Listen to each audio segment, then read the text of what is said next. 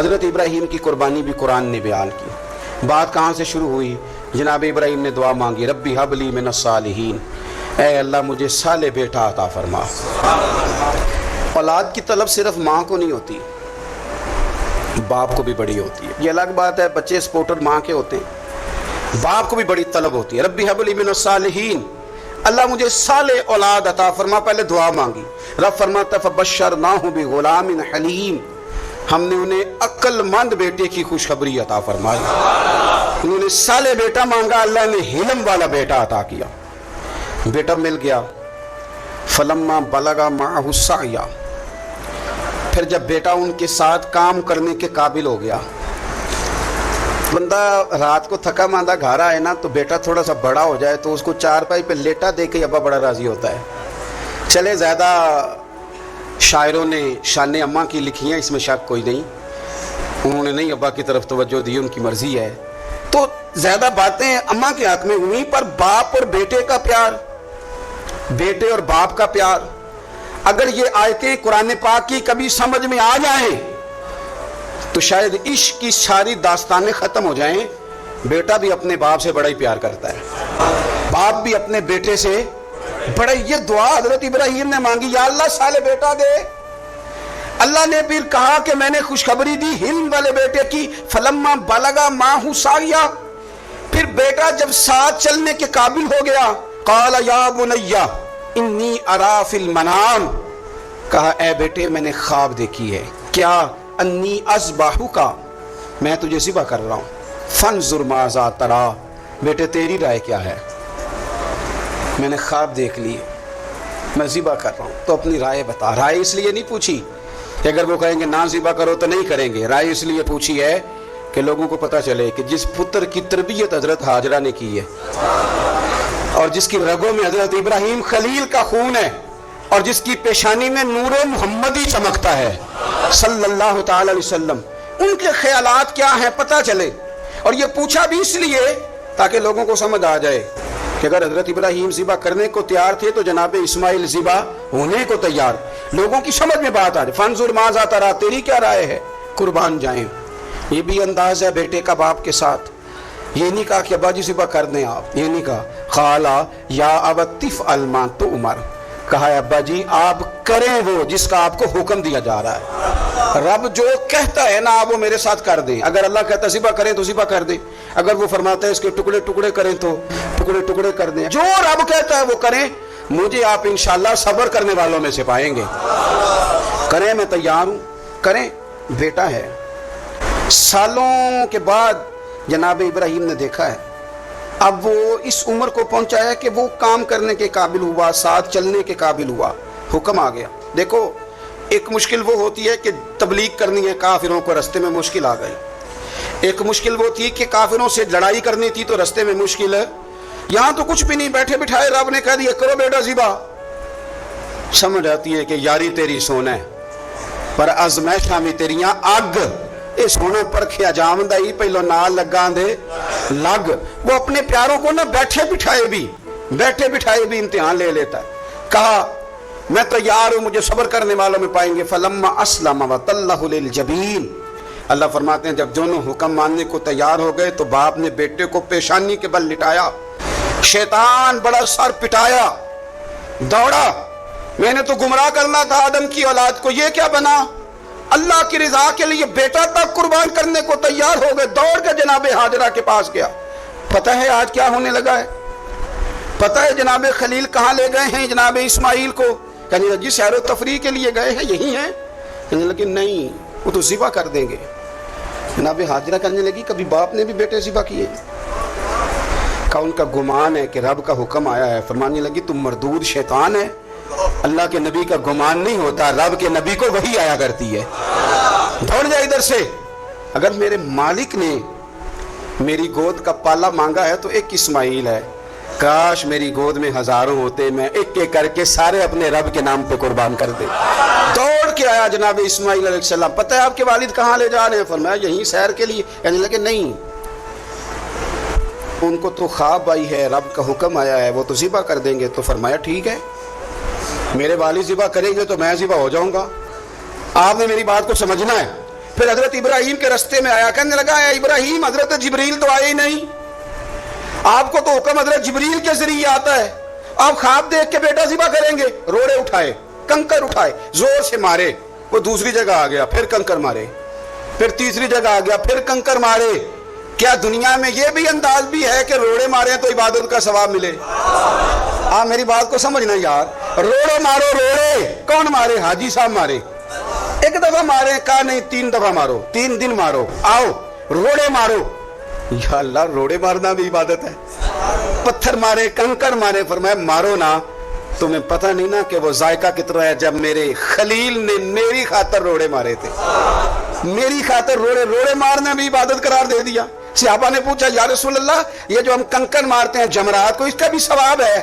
فرمایا یہ تو تمہیں میزان عمل میں قیامت کے دن پتہ چلے گا نا اجر کتنا ہے، یہ تمہیں تب پتہ چلے گا۔ روڑے مارے حضرت ابراہیم خلیل نے، فلما اسلم وتلہ للجبین، دونوں تیار ہو گئے، باپ نے بیٹے کو پیشانی کے بال لٹایا۔ مفسرین کہتے ہیں خود کہا تھا جناب اسماعیل نے، ابا جی سیدھا لٹا کے ذبح نہ کرنا، ہو سکتا ہے چہرہ دیکھیں تو آپ سے چھری نہ چلائی جا سکے، آنکھوں پہ پٹی باندھ لو، مجھے الٹا کر کے لٹا لو اور میرے ہاتھ پیر باندھ لو۔ بیٹے وہ کیوں؟ کہا آپ والد ہی نہیں پیغمبر بھی ہے، پیغمبر بھی جد الانبیاء ابو الانبیاء ابراہیم خلیل، ایسا نہ ہو کہ میں موت آتے وقت تڑپوں تو کچھ خون اڑے، تو میں اللہ کے نبی کی بے ادبی نہیں کرنا چاہتا، مجھے ذرا باندھ لے۔ باپ نے بیٹے کو باندھا، چھری پکڑ لی اور گردن پہ چلائی، فلما اسلم وتلہ للجبین۔ آپ کبھی مزہ تو لے ان آیتوں کا۔ دونوں تیار ہو گئے، باپ نے بیٹے کو گردن کے بل لٹا لیا، وَنَادَيْنَاهُ أَن يَا إِبْرَاهِيمُ، رب فرماتے ہیں ہم نے آواز دی اے ابراہیم۔ آپ کبھی دیکھیں کوئی بندہ کام کر رہا ہو تو پیچھے سے کوئی دیکھنے والا آواز، او ٹھہرنا ٹھہرنا ٹھہرنا، ذرا مزہ لے، وَنَادَيْنَاهُ أَن يَا إِبْرَاهِيمُ، اللہ فرماتے ہیں ہم نے آواز دی اے ابراہیم، قد صدقت الرؤیا، آپ نے تو خواب سچ کر دکھایا ہے، اے ابراہیم آپ نے تو خواب سچ کر دکھایا، اِنَّ كَذَلِكَ نَجْزِي الْمُحْسِنِينَ، ہم اسی طرح نیکوں کو بدلہ دیتے ہیں، اِنَّ هَذَا لَهُوَ الْبَلَاءُ الْمُبِينُ، بے شک یہ بڑی آزمائش تھی، بے شک یہ کھلی آزمائش تھی۔ میں نے کہا تھا قرآن کی آیتوں کا بھی مزہ لیا کریں، یہ کھلی آزمائش تھی۔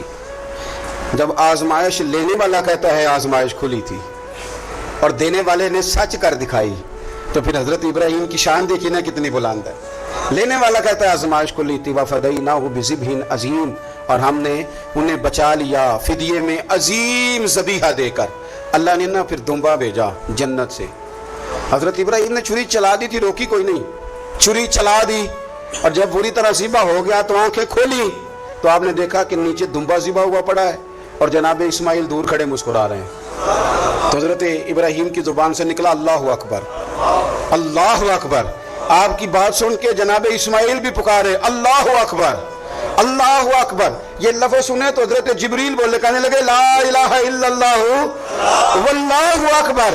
جب انہوں نے یہ کہا تو حضرت سیدنا ابراہیم پھر بولے، کہنے لگے اللہ اکبر وللہ الحمد۔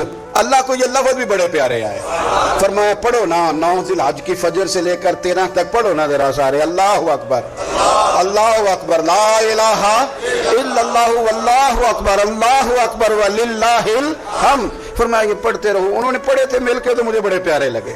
فرمایا ہم نے انہیں بچا لیا ایک فدیہ، عظیم فدیہ دے کے، وَتَرَكْنَا عَلَيْهِ فِي الْآخِرِينَ، اور ہم نے ان کے ذکر کو چھوڑا ہے آنے والوں کے لیے۔ کیا لفظ ہے قرآن کے، قربان ہونے کو دل کرتا ہے۔ یہ بات بیان کر کے پتہ کیا فرمایا؟ رب نے فرمایا، رب نے فرمایا، خدا خود میر مجلس بود، رب کریم نے فرمایا، کیا فرمایا؟ فرمایا سلام علی ابراہیم، قربان جان، سلام علی ابراہیم۔ کیا بات کہاں ختم ہو رہی ہے، کہاں پہنچ رہی ہے؟ کیا انداز؟ سلام علی ابراہیم، سلام علی ابراہیم، فرمایا سلام ہو ابراہیم پر، سلام ہو ابراہیم پر، سلام ہو۔ حضور فرمانے لگے غلاموں یاد رکھنا قربانی حضرت ابراہیم کا طریقہ ہے۔ حضرت ابراہیم خلیل اللہ علیہ السلام کو اللہ تبارک و تعالیٰ نے بڑی عظمتوں، رفعتوں، بلندیوں اور شانوں کے ساتھ مالا مال فرمایا، چونکہ ان کا اتنا زیادہ ذکر ہے قرآن پاک کے اندر، احادیث صحیحہ کے اندر، حضور کے مقدس فرامین کے اندر، تو تو حضرت ابراہیم علیہ السلام کی سیرت مبارکہ ہمیں سیکھنی چاہیے. ایک تو قرآن مجید جو ہمیں ان کے تذکرے سناتا ہے، بتاتا ہے، اس پر ہمیں توجہ دینی چاہیے. اور ایک یہ کہ دیکھنا چاہیے کس چیز کے اوپر زیادہ ان کا مزاج تھا. تو حضرت ابراہیم علیہ السلام کی زندگی میں ایک بات بڑی خاص ہے، وہ یہ ہے کہ ان کا توکل بڑا مضبوط تھا، بھروسہ بڑا مضبوط تھا. ہمارے ہاں ٹوٹتے بکھرتے لوگوں کے خیالات، اور جس چیز سے سب سے زیادہ لوگ پیچھے ہٹتے جا رہے ہیں معاذ اللہ تعالیٰ، وہ یقین کی کمزوری ہے، عدم اعتماد. یعنی آپ نے سوٹ پہن لیا ہے، آپ نے اپنی مرضی کا رنگ پسند کیا ہے، آپ نے اپنی مرضی کے درزی سے سلوایا ہے، آپ نے اپنے طریقے سے اسے استعمال کیا ہے، لیکن پھر بھی آپ چاہتے ہیں کہ ہر بندہ کہے بڑا اچھا لگ رہا ہے. جب تک 100 بندہ نہ کہے طبیعت مطمئن ہی نہیں. سارے نہ جب تک کہے کسی ایک نے کوئی بات کر دی تو جناب ہو سیانا بیانا نوجوان پڑھا لکھا وہ کہتا ہے پتہ کرو میں ٹھیک نہیں لگ رہا. پھر آپ چھوڑ دیں، اتنے کمزور ہو جائیں گے آپ. یہی حال اللہ ماشاءاللہ خواتین کا ہے. اس طرح تو انسان دن بدن کمزور ہوتا ہے. 95 لوگوں نے آپ کی تعریف کی، 4-5 لوگوں نے تنقید کر دی، تو اتنوں کو تو کرنی بھی چاہیے تھی. اگر نہ کرتے تو نظر لگ جاتی. 2-4 تو ویسے بھی ہونے چاہیے، تبھی تو انسان جچتا نظر آتا ہے. تو میرے بھائی اتنا زیادہ جو لوگ کمزور پڑ جاتے ہیں، توکل سے نکل آتے ہیں، اور پھر ذرا حالات خراب ہوئے نہیں، ذرا ساری زندگی میٹھا کھانے کو ملا، بڑے خوش تھے، بڑے اچھے تھے، لیکن اس میٹھے میں سے ایک بادام کڑوا نکل آیا، صرف ایک بادام، تو کیا آپ اس سارے میٹھے کو ہی غلط کہہ دیں گے؟ بھئی نکل ہی آتا ہے، کبھی کچھ ایسا ہو بھی جاتا ہے، نہ چاہتے بھی ہو جاتا ہے. موڈ خراب کر لیں گے، آپ حد کر دیں گے. میں ایک دفعہ ایک ہوٹل میں تھا، دوستوں کے ساتھ کھانے کے لیے انہوں نے پیغام دیا، تو پلیٹ آ گئی کھانے والی، تو وہ تھوڑی صاف نہیں تھی. تو صاحب نے تو جلال شروع کر دیا. وہ ویسٹ کوٹ سیدھی کرتے جائیں اور کہیں ہو تمہیں پتہ ہی کوئی نہیں، پیسے کس بات کے لیتے ہو، بلاؤ مینیجر کو، بلاؤ فلانے کو، حد نہیں کرتے نہیں. تو باقی سب انہیں سمجھا رہے تھے تو میں ہنس رہا تھا. وہ آ گئے بیچارے، تو میں نے ان سے کہا آپ جائیے، اللہ تعالیٰ خیر کرے گا، ہم ان کو راضی کر لیتے ہیں. بات مکمل ہوئی تو مجھے کہنے لگے آپ جو ہنسے ہیں اس سے مجھے غصہ آیا ہے. میں نے کہا آپ کو غصہ ہی دلانے کے لیے میں ہنسا تھا.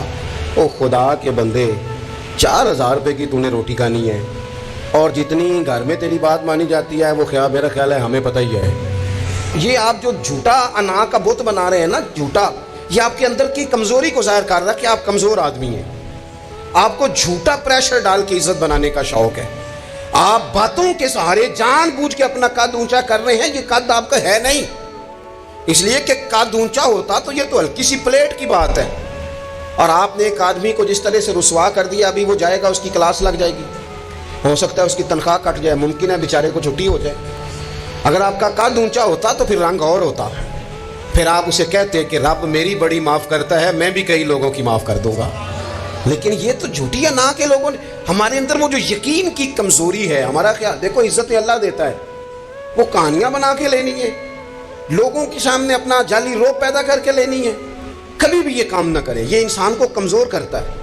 آپ کے جانے کے بعد پھر جو آپ پر تبصرے ہوتے ہیں وہ سننے قابل ہوتے ہیں کہ دیکھو یہ اس بندے کی حیثیت ہے، کیا کرنا چاہ رہا ہے یہ. حضرت ابراہیم کی زندگی میں مضبوط توکل، اور یہ ضروری نہیں کہ آپ کے پیچھے ہزاروں لوگ ہی ہوں، سینکڑوں لوگ ہی ہوں تو تبھی کام بنتا ہے. ہر کام کو جمہوریت کے رنگ میں نہ تولے. عزیز بھائی، حضرت ابراہیم کو آگ میں ڈالا جا رہا تھا، ایک بندہ بھی نہیں تھا. خدا را غور کرنا، وہ ایک بھی نہیں تھا جو کہتا کہ خلیل کو آگ میں نہ ڈالو. لیکن جب منجنیق تیار ہو گئی، حضرت ابراہیم کو رکھ لیا. کبھی تو بندے کا حوصلہ ٹوٹتا ہے نا، کبھی تو وہ کمزور پڑتا ہے، لیکن یہ نہیں پڑتے یہ خلیل اللہ ہے. جب آپ کو انشراح صدر ہو جائے، آگ میں ڈالا جا رہا ہے، جا رہے ہیں، اوئے ہوئے، حضرت جبریل امین حاضر ہو کے کہتے ہیں چلو کوئی حکم کر دیں. فرمانے لگے حکم تو ہے پر جبریل تیرے لیے کوئی نہیں. خدا را مسلمانوں اس پر کبھی غور کرو. ساری زندگی کہا رب راضی ہو جائے، رب راضی ہو جائے، کبھی خود بھی تو رب سے راضی ہو کے دیکھو نا. رضی اللہ عنہم ورضوا عنہ. اللہ نے مومن کی شان یہ بیان کی ہے کہ اس سے اللہ راضی ہوتا ہے اور وہ اپنے اللہ سے راضی ہوتا ہے. صحابہ سے اللہ راضی تھا اور صحابہ بھی اپنے اللہ سے. حضرت سفیان ثوری دعا مانگ رہے تھے، یا اللہ راضی ہو جائے، یا اللہ راضی ہو جائے، یا اللہ راضی ہو جائے. تو حضرت رابعہ بصریہ پردے کے پیچھے تھی، انہیں جلال آ گیا، کہنے لگی سفیان بس کر، آپ کہنے لگے رابعہ تجھے کیا ہوا, تو کیوں غصہ کر رہی ہے؟ کہنے لگی اپنے رکھ ہاتھ سینے پر اور بتا تو اپنے رب سے راضی ہے؟ تو روز کہتا ہے فلاں شے چاہیے فلاں, پہلے تو راضی ہو نا. فرمانے لگی تو ہی آج تک راضی نہیں, پہلے تو کہہ مالک تو نے جس حال میں رکھا ہے میں راضی ہوں, تو راضی ہو, وہ تو کریم ہی بڑا ہے, تیرے 2 آنسوؤں سے بھی راضی ہو جائے گا, تو ہی نہیں راضی ہو رہا. آپ ذرا اس کا ذائقہ لیں. حضرت جبریل امین علیہ السلام نے کہا کوئی حکم؟ فرمایا تیرے لیے کوئی حکم نہیں.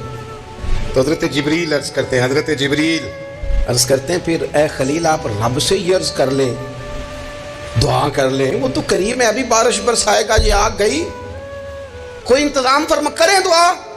کبھی تو راضی رہے نا ہم رب کی تقسیم پر, کبھی تو ٹھہرے نا کہ ٹھیک ہے دکھ قبول محمد بخشا, اوے راضی رہن پیارے, وہ کبھی تو کہے نا کہ جے سونا ہی میرے دکھ وچ راضی, پھر میں سکھ نو چلے ڈاواں.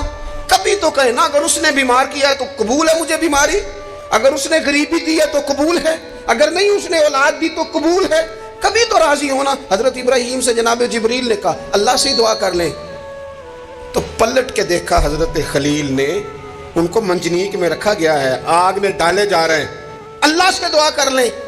تو پلٹ کے دیکھا سامنے آگ ہے, آسمان سے باتیں کر رہی ہے.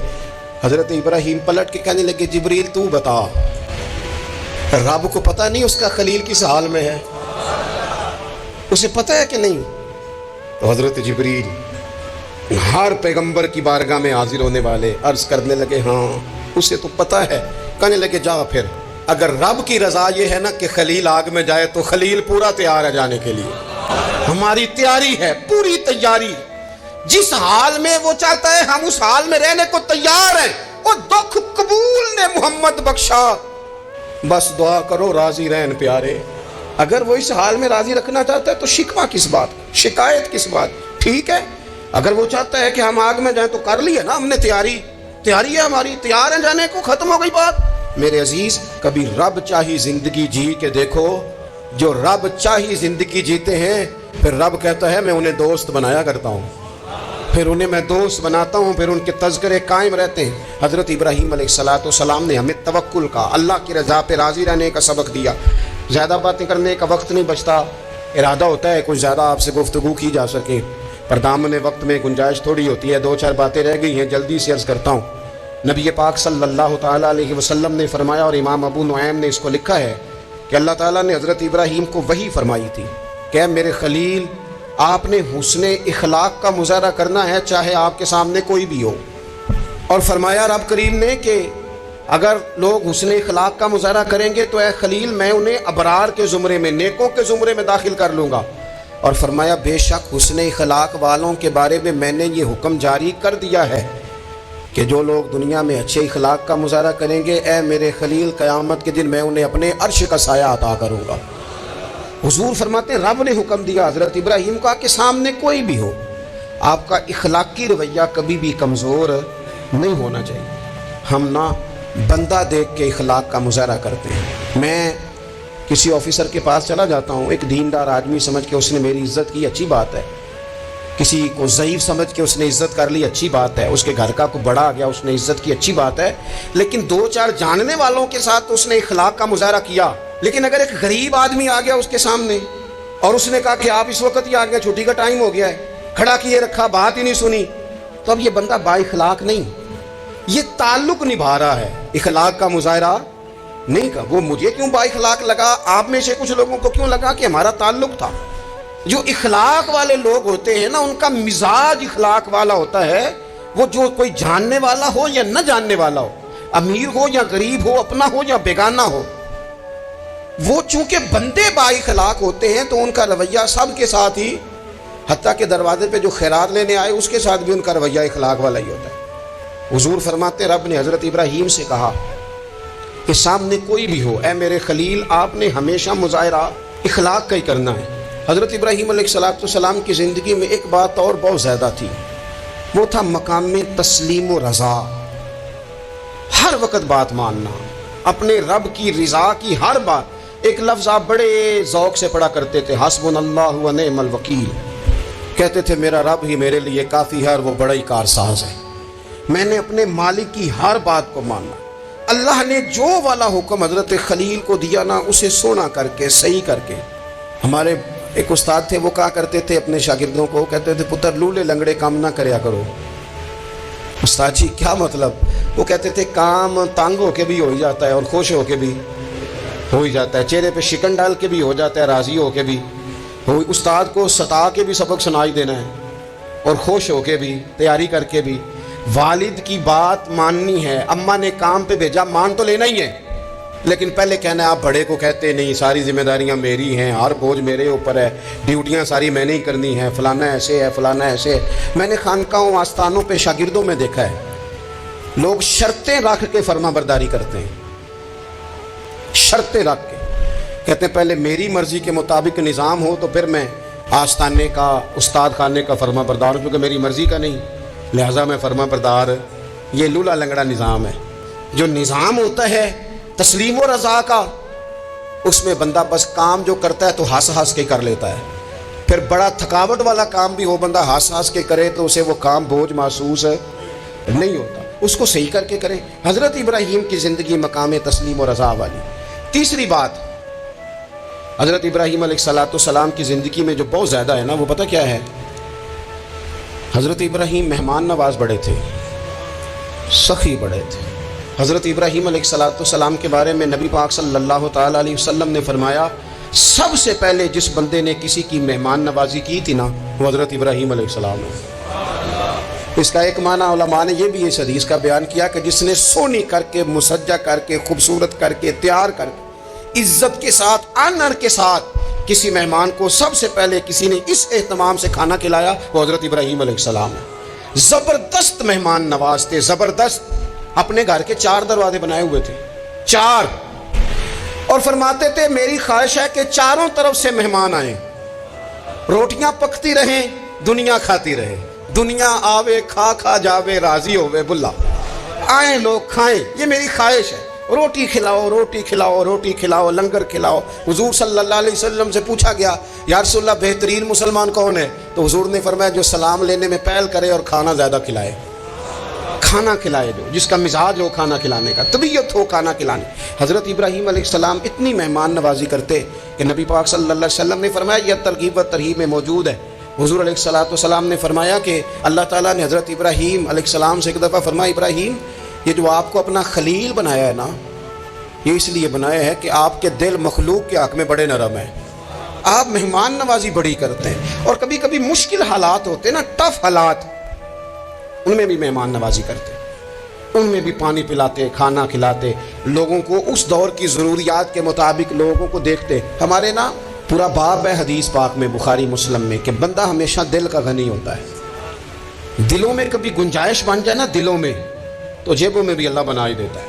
اپنے دلوں میں گنجائش بنائیں لوگوں کے لیے، اپنی طبیعتوں میں گنجائش. ہماری طبیعتوں میں گنجائش نہیں ہوتی. اللہ تعالیٰ بعض بندوں کو نواز دیتا ہے، انہیں چاہیے کہ وہ گنجائش رکھے، کشادہ کریں اپنے دل کو، سینے کو. حضرت ابراہیم علیہ السلام نے نا ایک دفعہ قحط ہو گیا تھا، تو مہمان تو اب آئے بیٹھے تھے، بلکہ ان دنوں میں مہمان زیادہ بڑھ جاتے ہیں، کئی دفعہ زیادہ لوگ آ جاتے ہیں.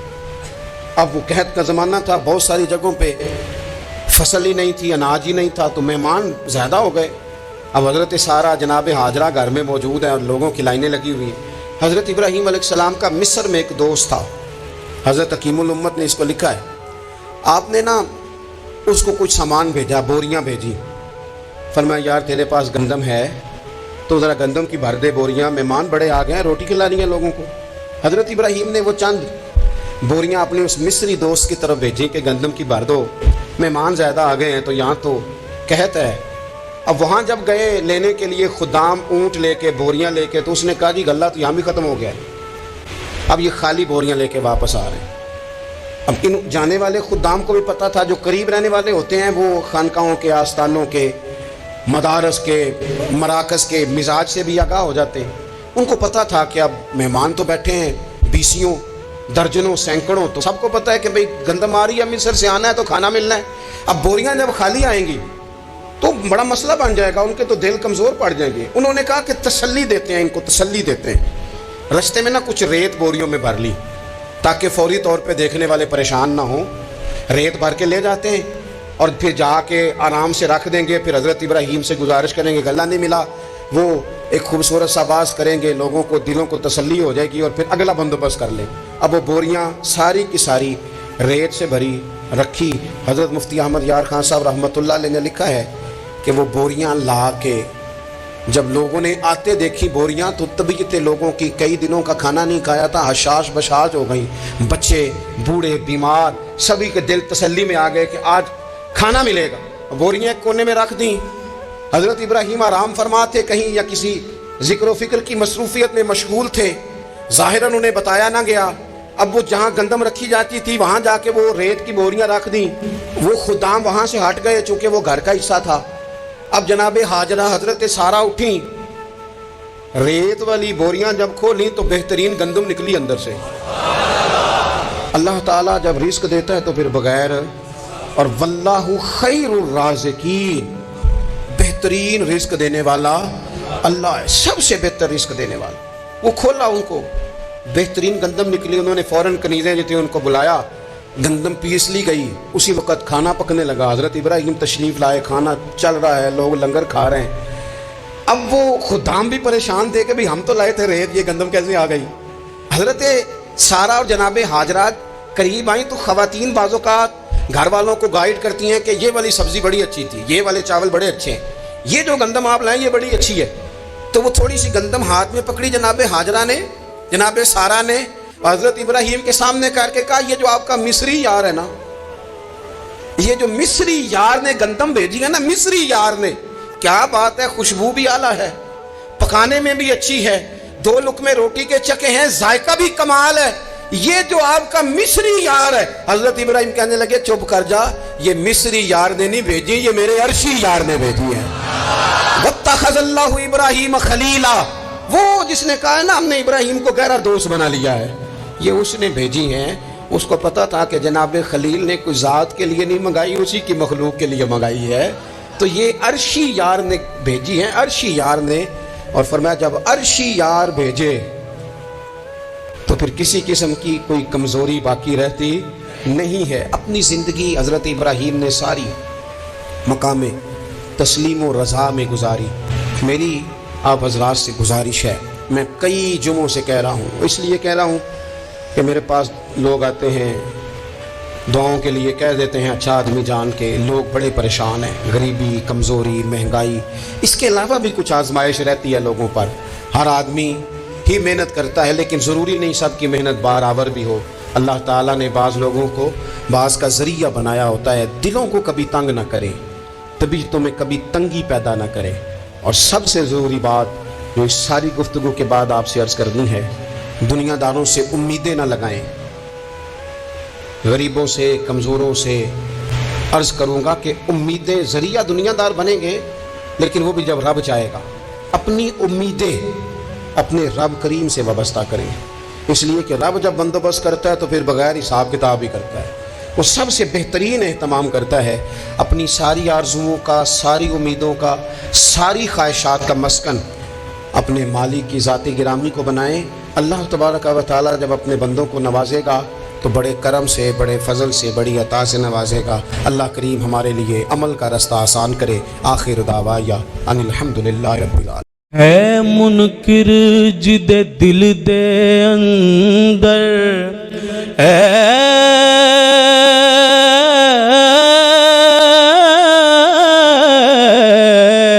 ہے منکر جد دل دے اندر, نہیں عشق صدیق ولی دا, ہے منکر جد دل دے اندر, نہیں عشق صدیق ولی دا. او بھی پیار ایمان تو خالی, جڑا دشمن عمر جریدا, جنت کدے نہ جاسی جسنو نہیں پیار عثمان غنی دا. आजम ओ भी वड्डा काफर जड़ा नहीं हुबदार अली दा आजम ओ भी वड्डा वड्डा काफर जड़ा नहीं हुबदार अली दा क्या बताएगा कोई रिफत बामे सिद्दीक क्या बताएगा कोई रिफत बामे सिद्दीक मेरे इदराक से बाला है मकामे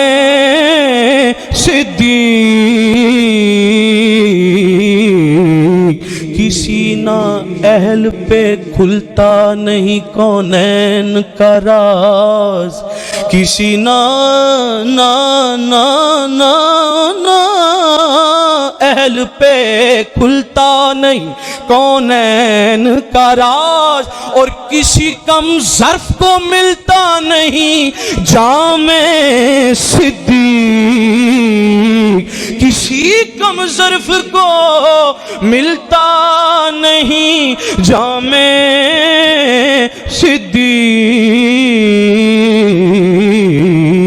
हवा अपने चलन पर नाज न करती आजम देख लेती अगर अंदाज खिरा में सिद्दीक चारे यार नबी दे प्यारे सारे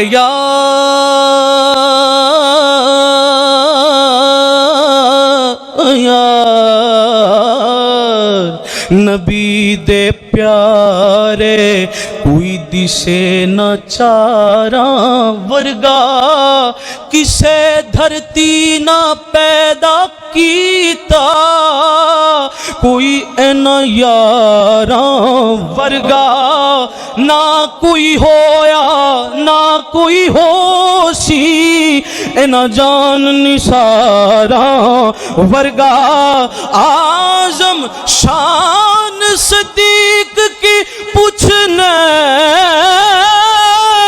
इको यार हजारा वर्गा आजम शान सिद्दीक की पूछने इको यार हजारा वर्गा आ